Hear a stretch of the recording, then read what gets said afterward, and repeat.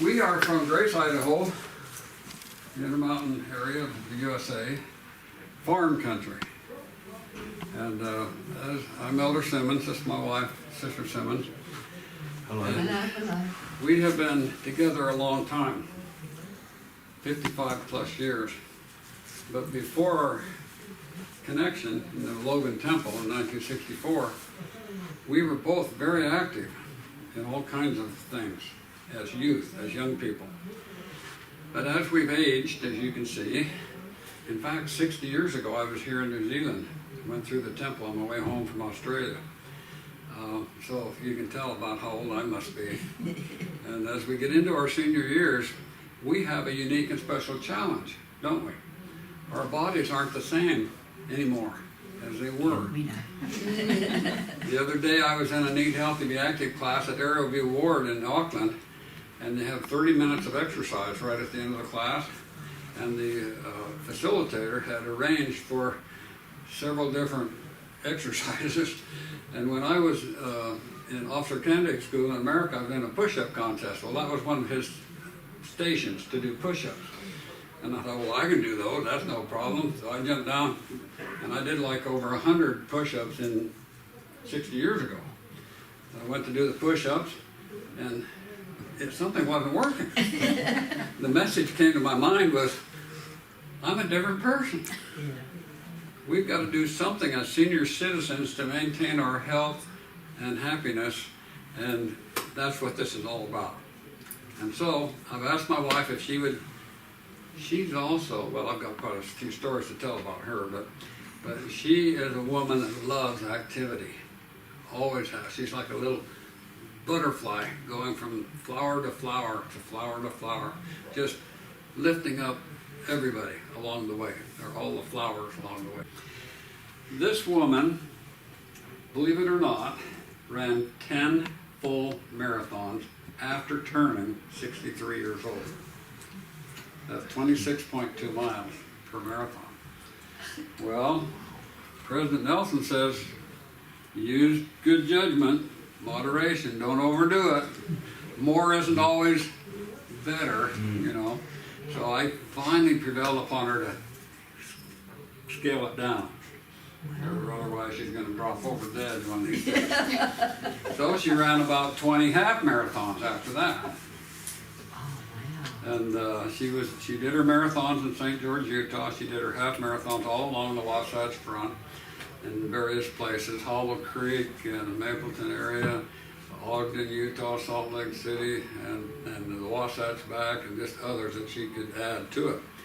But anyway, activity has always been a big part of, well, actually both of our lives, but mostly hers, because when she was running her marathons, I was in the pit crew, you know, supporting her at the 15th mile mark, you know.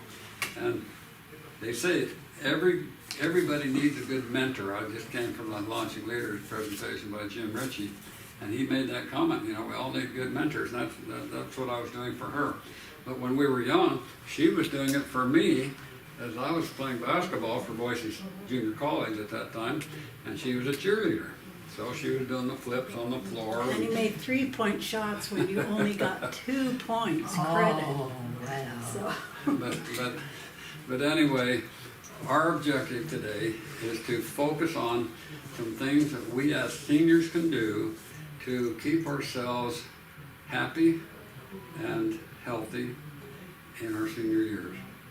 And ponder with me, if you would, for just a moment, what are those things that bring us joy and happiness? In the gospel of Jesus Christ, our love for the Savior, our awareness of His atonement in our behalf, which enables us, it opens all these gates for us to be able to return back into the presence of our Father in heaven with our families and progress eternally. So here we are in New Zealand on a seniors mission, and we're in the Self-Reliance program. And we work with Moses Armstrong. Has anybody ever heard of him? It seems like everybody knows Moses down He's here. related to most of the people in New Zealand. That's why we have so many friends, because he's related to He's all. our supervisor, and when we arrived, we were so happy and thrilled to to be assigned under his mentorship. And he has been a mentor to us in our calling as Self-Reliance missionaries. But since that time, we have learned so much more about ways that we can conduct ourselves to keep ourselves healthy and strong and spiritually connected to the Savior, and fastening our grip to that, quote, iron rod, so to speak, that President Nelson speaks about. Sister Simmons, anything to add?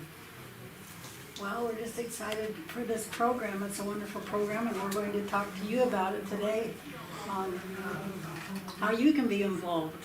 You're never too old to learn, never too old to change, never too young to learn, and never too old to learn also. So you'll be learning today some things that you can do to enhance your life, to make your body better and make you feel better. So we're going to talk to you about that today. If you'll notice these two first slides, they are a little advanced in years. These folks look like they could be Polynesian, South Pacific people. And they're out, what are they doing? Riding a bicycle. Riding bikes together. And that's an activity that they seem to both be enjoying. Look at the smiles on their face. And what are these two senior folks doing?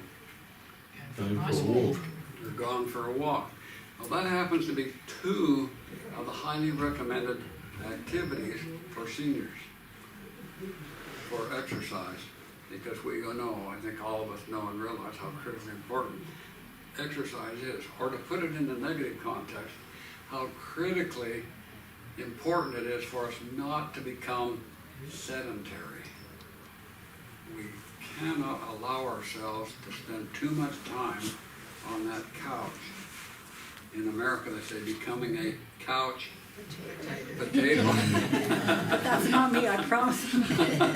So we don't want anybody to become a couch potato, in our senior years. And so you may find that you, and it might be kind of fun for you to do this, design your own custom-made exercise lifestyle program that you think contributes most to your happiness and to your physical condition. And in so doing, as these prophets are going to tell us on our slide presentation, there's a great connection between how you feel physically and how you feel spiritually. If you keep your physical body to the best of your, we don't always have control over all of our conditions. But those that we can control, we should control. Now, in my wife's family, riddled with cancer. Mother died of cancer. Older brother died of cancer. Older sister died of cancer. Younger sister has cancer now. Has had 2 or 3 surgeries on that. And my wife has had cancer. But I'm running away from it. That's why I run. And I said to her, why do you keep running these marathons and these half marathons and these 5Ks? And she says, I'm running from cancer. Well, she definitely does it. Well, there's a program that you may all be familiar with entitled Eat Healthy, Be Active. I don't know how prevalent it is down here in the Hamilton area, but it should be happening. Vince Halleck, while president of the area, of the South Pacific area, and headquartered in Auckland on the North Shore, asked the brethren in the church if they could develop a program to address a unique and special problem that seemed to exist in the islands of the South Pacific among the Polynesian people. That problem was type 2 diabetes. There was a tragic occurrence in the South Pacific where 4 or 5 key ecclesiastical leaders in the church died suddenly from type 2 diabetes. I believe they were stake presidents and bishops. And he talked about that Eat Healthy, Be Active graduation that my wife and I attended at the Takapuna Ward in the Harbor Stake in Auckland. Now that happened to be the ward that we both attended our first Eat Healthy, Be Active class. And Sister Jo Donson was a facilitator of that class. One of the things that the class calls for is for the members to make a commitment to a certain exercise program that they know will help their physical condition. Well, at that time, Sister Simmons thought about what she could do on her mission to keep active physically daily, keeping it a constant thing, but not just for a little while and then stop, but keeping it constant. Well, we live in an apartment complex called Shoal Haven on the North Shore, and there are five or six stories, on it, and we live up quite high. And after returning from the class one evening, they were held every Tuesday night at that time, I noticed my wife taking the stairs all the time. What was I doing in the meantime? The lift? The lift. yeah. I was going up the lift and she was going up the stairs. And guess who was waiting at the top of the stairs like this? She ran. She's standing there waiting for me. And so I thought, well, I guess I'll take the stairs for a while and see if I can't get in better shape. Well, I did that, and I found out my muscles are pulling on these last few stairs. I'm really out of shape, needing to exercise more. And so I commend her. The class ended for us probably 6 or 7 months ago, the one with Jo Donson. She's still doing the stairs. And she said, promise. I made a Keep my promise, a promise commitment, with and I'm Jo. going to do the stairs no matter what. Well, I commend all of you for honoring and keeping your commitments to keep your body physically fit and spiritually in tune through doing so. What we'd like to do now is go over a statement by our prophet, President Benson, one of our past prophets. Eating healthy food moderately is a good rule. It is, he says, the best rule. The condition of the physical body can affect the spirit. Is there any question about that? No question at all. That's absolutely true. That's why the Lord gave us a word of wisdom, which is recorded in the 89th section of the Doctrine and Covenants. And it required discipline on all of our parts, not to indulge in alcohol and smoking and drinking and so forth, and honor that law. He also said that we should retire to our beds early and arise early when our bodies are alert and refreshed from a good night's rest. And that we should not run faster than we have the strength. Certainly be moderate in that, especially in our senior years, and maybe not run at all, but just walk instead. Food can affect the mind and deficiencies in certain elements in the body. It can promote mental depression.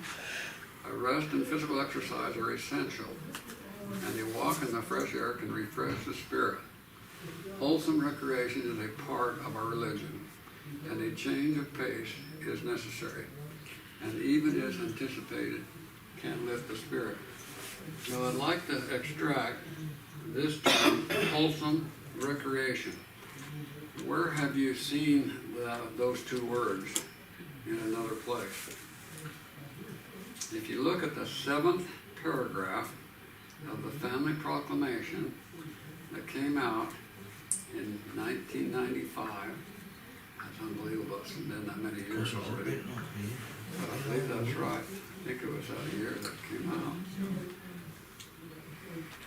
It's healthy for us, and it creates greater happiness for us if we will engage in wholesome recreational activities with our families, with our loved ones, with our friends, whatever. We need to, as seniors, incorporate some custom-designed, wholesome recreational activity. We're going to show you some slides later on that show you the prophet engaged in some of his wholesome recreational activities, like snow skiing, swimming, horseshoes. We got a picture of him pitching horseshoes. I don't know if they do that much in New Zealand, but the horseshoes, and swinging in the swing. You remember that picture, and so on. Fishing, yeah. So anyway, that's a little there from President Benson. There are some tips to help us eat moderately, and Sister Simmons is going to review those for us. Well, we want to eat moderately, and these are just some tips, you know, that you can do to, when you're eating. Don't take second helpings. Don't take a first helping and then maybe save the rest. Eat slowly and chew your food. And you're supposed to, I know my mother used to say, chew each bite 10 times, and you know, that really wasn't long enough. You're supposed to chew it till it's all out of the pockets of your cheeks, and stop eating when you're full. But if you eat too fast, your stomach doesn't give you the warning that you're full, because you're eating so fast the stomach can't comprehend what's happening. So if you chew your food and take time to eat it, then that's helpful. Save your leftovers for another meal, and sit down to eat. A lot of times people are running around, or they're driving in the car and they've got like a bag of cookies and they just keep driving and eating, and pretty soon they get home and say, oh, all I've got is this paper bag, you know, I don't have anything left. So don't do anything when you're eating, you know, just visit or whatever, eat your food. If you're alone, I guess you could pet the dog or something while you're eating, or don't be reading, watching TV, or working on a computer.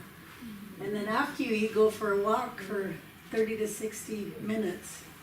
And in our Takapuna class, we had a couple, and the wife of the couple had Parkinson's disease. And they started a thing of walking for 30 minutes every day after they had their meal.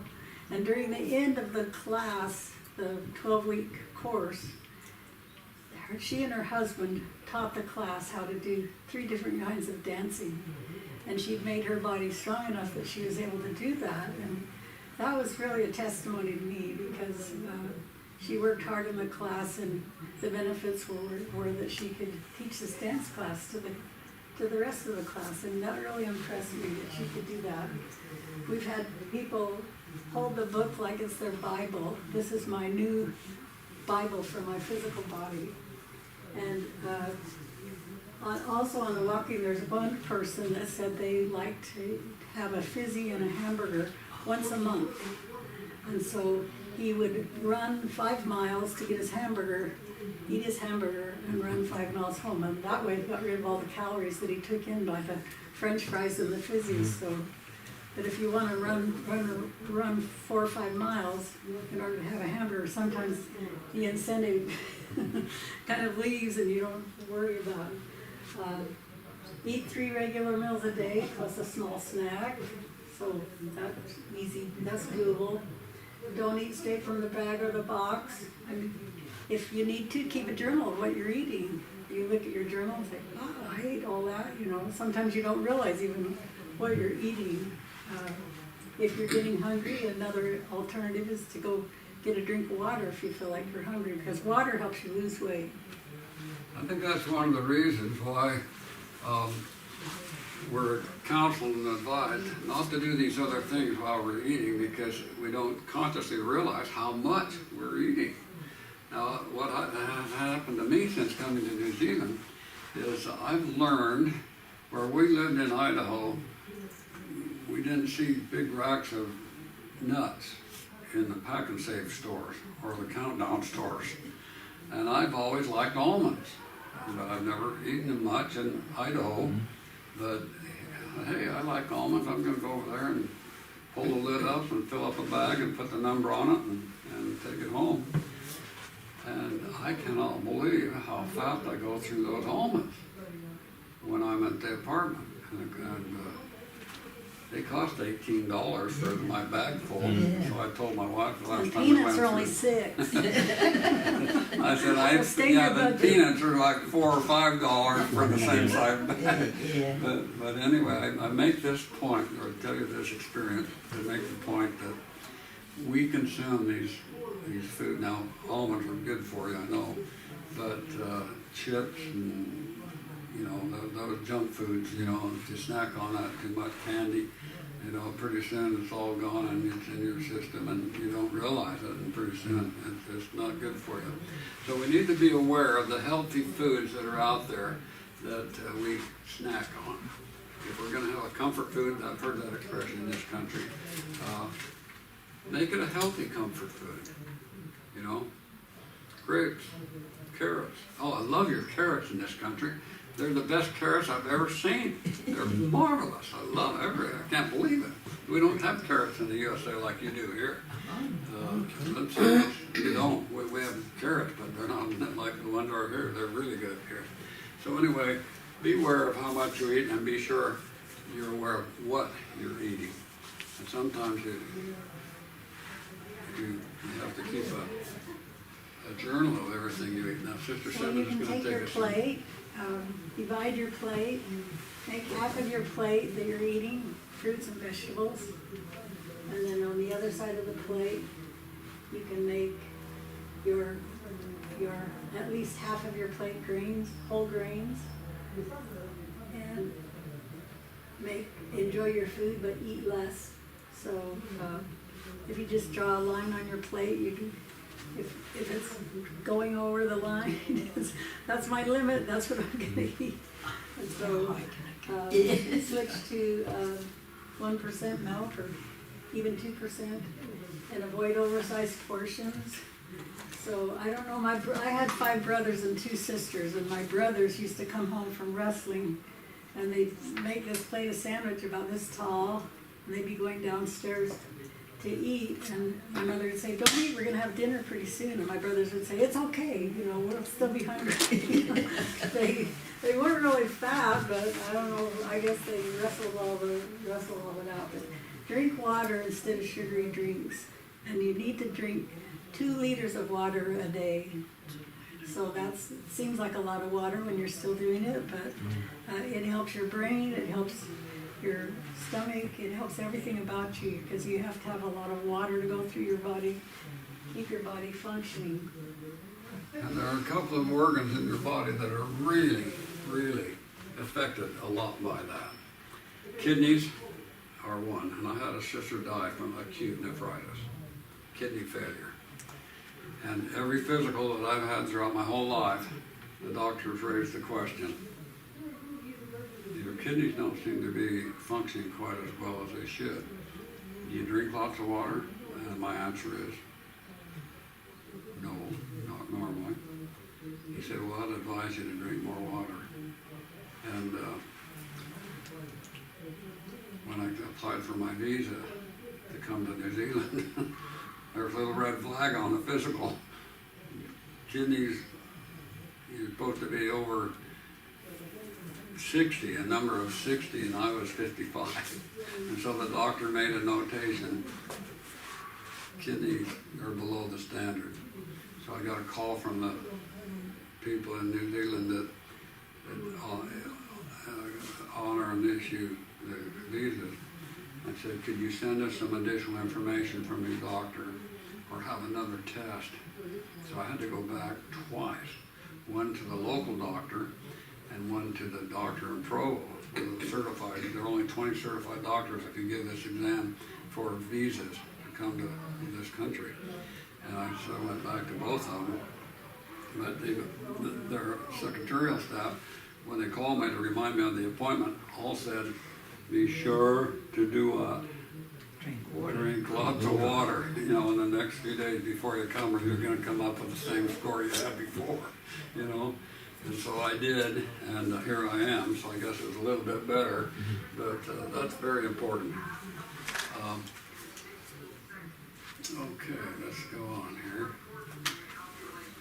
Get 30 minutes of exercise daily, we talked about that.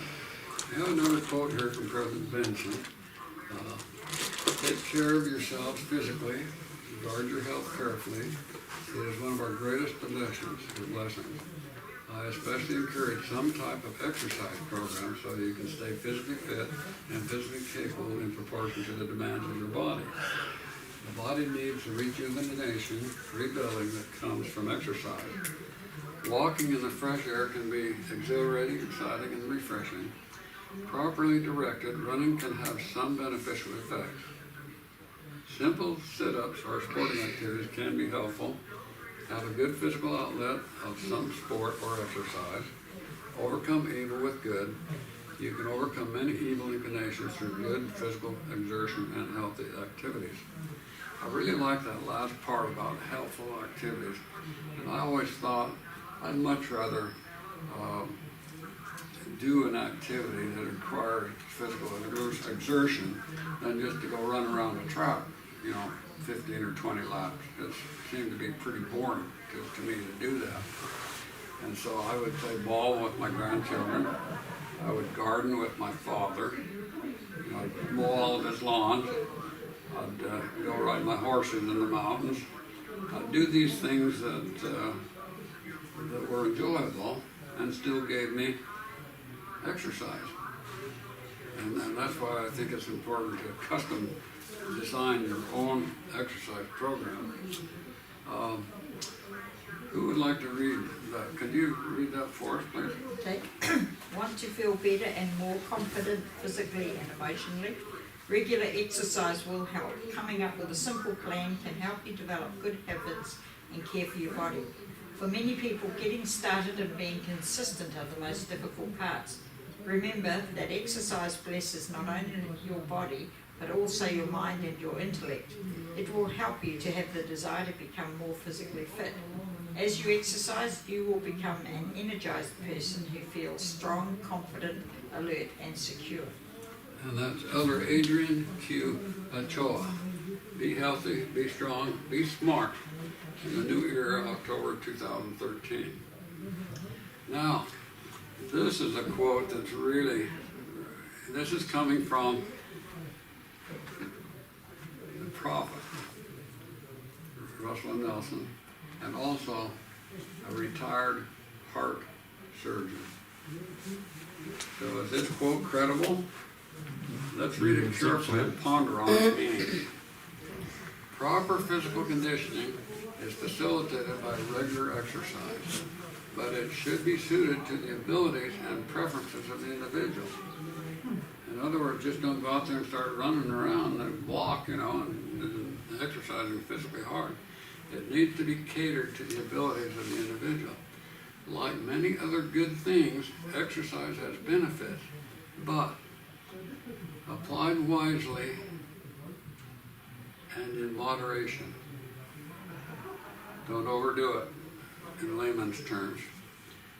But I offer a word of caution regarding exercise, and this is what I call a caveat. It is folly to assume that a little of anything is good, and a lot is therefore better. It's folly to assume that more is better. So make a note of that and print it. It isn't always better to run further or harder. These are the things that President Nelson likes to do, and he was in our ward, so he was our scoutmaster. I always tell men when I meet him, if you're the scoutmaster, maybe someday you'll be a prophet too. But he was always, when he'd come home to his family after he'd been doing church work all day, he would just totally concentrate on his family. He was there for his children. They had 9 girls and 1 boy, and President Nelson used to always say, our son never did know who his mother really was, because all the girls knew how fun it was to have a doll. They could play with their baby brother, and he really wasn't sure who the real mother was because he had all those sisters. But he liked to do horseshoes, and you'd see him on the mountain lots of times. These are all members of his own family that he's skiing with. And he liked to swing in the swing. There was a swing in their backyard, and he loved fishing too. And we've had friends that love to fish, and it's really fun to be out on the water with someone who loves to fish. We were at Lake Powell once, and one of our friends who really loves fishing, he said, there's a boil, and he was so excited because he knew that in the boil would be lots of fish, and he would catch the fish and then he'd fix them for us, and that was really a fun part. But these are some of the activities that you can do. Gardening, pickleball, walking, hiking, swimming, fishing, ping pong, table games, skiing, dancing, running, and biking. And this gardening one for me is kind of a sacred one because my father-in-law lived to be 105 in 4 months.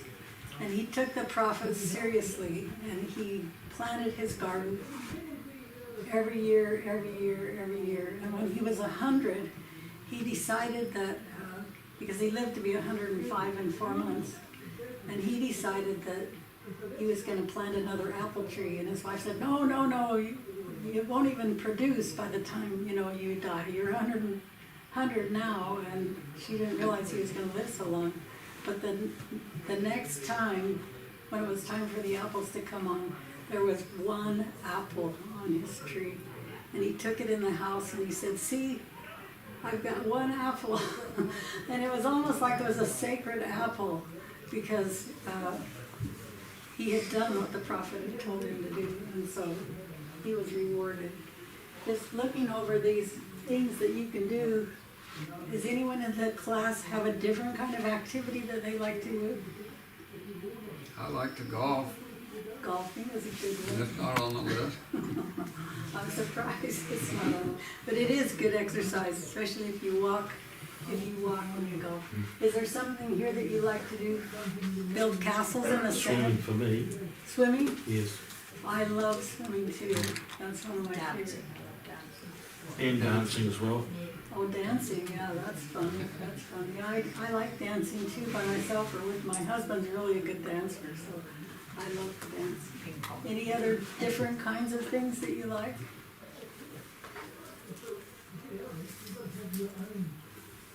During the windy weather, it was always fun to fly a kite, and we did it in the month of March, but it seems like it's the month of March here. It seems like the weather that we have, it's always really windy, so. Used to be in the South Island of New Zealand, used to be August. People would fly kites August, September, because it's actually quite windy. And the That neat time. thing is you have a beach and an ocean, so Yes. in the States, when you fly your kite, it always gets caught in a wire in the tree, but when Oh, you're down okay. by the ocean, it's not gonna get caught in anything, so that's kind of fun. Thank you, Sister Simmons. I was surprised that we didn't put on that list a few of the things I like to do, like golf, not even on the list, or ride horses, wasn't on the list. Of course, I realized that in boating, we have a boat, but it wasn't on the list. Linda, my wife, she's a great water skier. She won't not tell anybody that, and she probably won't even agree with my statement. But in my judgment, she's an awesome water skier, because when I step out on the water, face plant. And that was not a successful start. But when she steps on the water, she doesn't even get her ankle wet.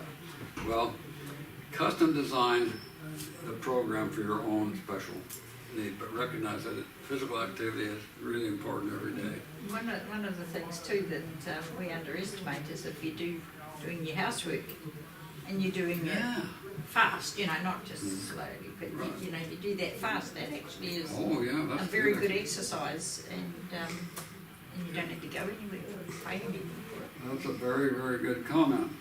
The thing that we need to avoid in our senior years, more than anything, is becoming sedentary. And if you're with a vacuum or you're house cleaning and you're working in your yard or your garden, Dance while you're doing you're That's what I like to do. you're not going to be sedentary. Okay. Those who think they have no time for exercise will sooner or later have to find time for illness. Edward Stanley. Is your body getting enough sleep? Well, is it? The prophets have advised us to go to bed early. How early is early? It's a relative answer. It depends, I guess. And get up early. My lifestyle pretty much been around 6:30 a.m. to 10:30 p.m. in my lifestyle, mostly that. Now, when I was in the service, it was earlier and to bed earlier. When I was on my mission, it was pretty close to the same, 6 to 10. Those were the hours we kept when I was a young elder. And I think Sister Simmons, when she was in France on her mission, about the same time. But research says that somewhere between 7 and 9 hours is right for us, for most people, in a generality. Avoid daytime napping. It's a little harder to go to sleep in the evening when it's time if you slept for 2 hours during the day, as they say. Again, the exercise issue, and certainly avoid fatty foods late at night, like French fries and chicken with that's deep fried fat and things like that. The research on that is it creates hardship, heartburn, and so on.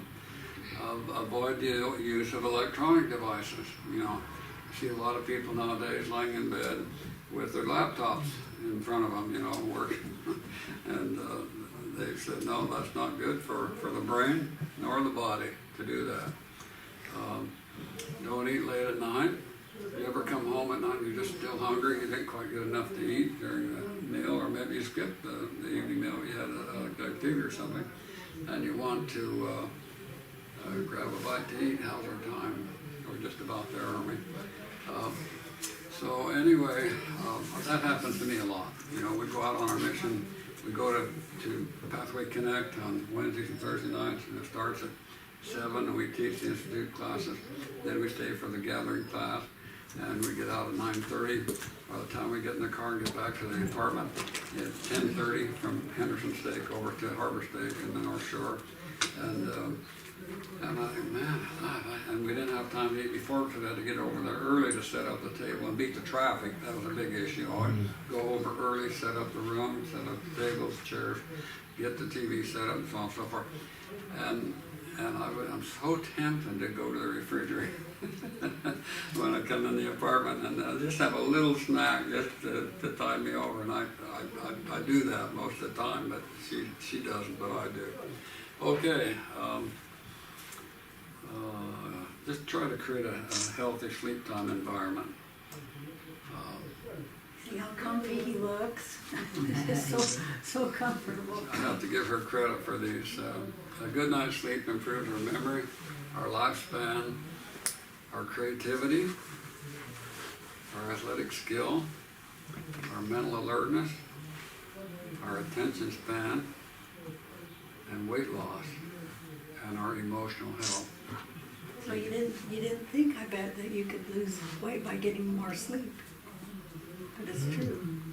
Yeah. Now, the whole subject of stress, and we had quite a discussion about this in our earlier class. And one gentleman said, I have sleep apnea. For years and years, my whole life, I've just never been able to sleep.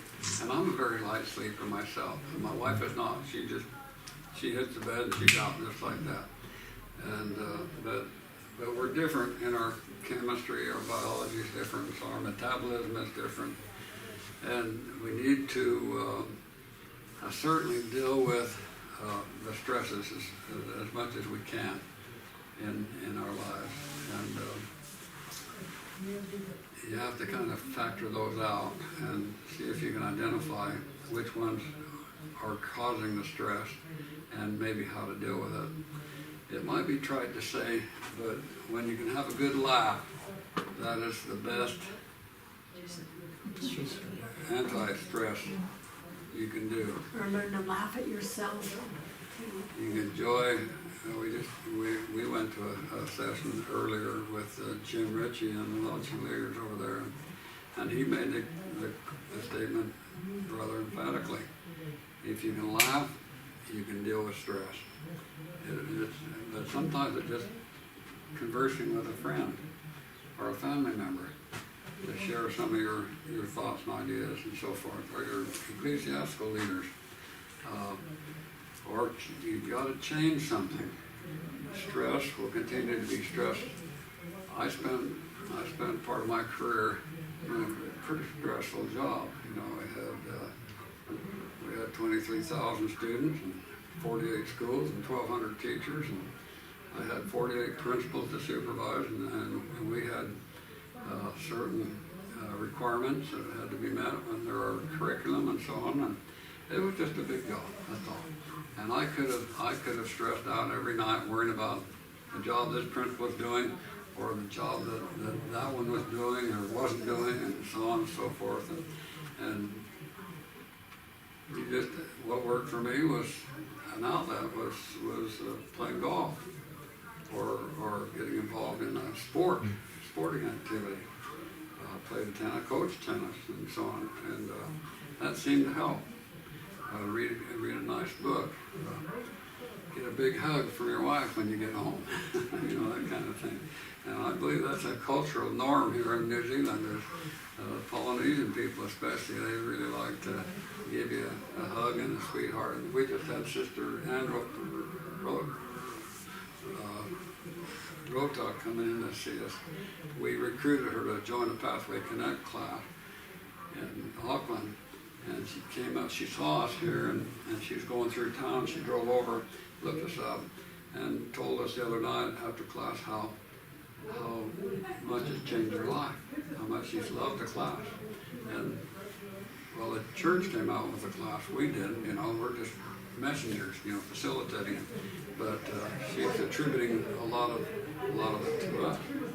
So there are various ways to deal with stress. Another way is to take a deep breath, because a lot of times people, when they're in stress, they aren't breathing properly, and they can actually pass out from nervousness. So take a deep breath. President Holland, or Elder Holland, I just love this guy. He's so special to me.